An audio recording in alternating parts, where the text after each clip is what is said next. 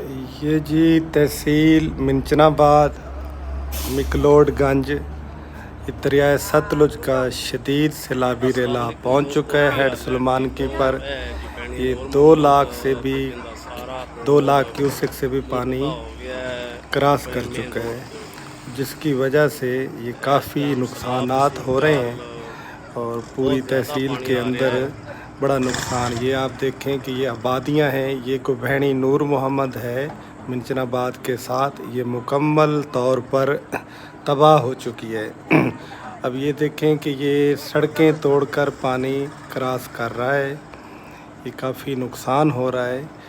ये काफ़ी अरसे के बाद दरियाए सतलुज में इतना शदीद सैलाबी रेला आया है जो दरिया के हेड सुलेमानकी के दोनों इतराफ बड़ा शदीद नुकसान कर रहा है और इसकी वजह से काफ़ी फसलें जो खड़ी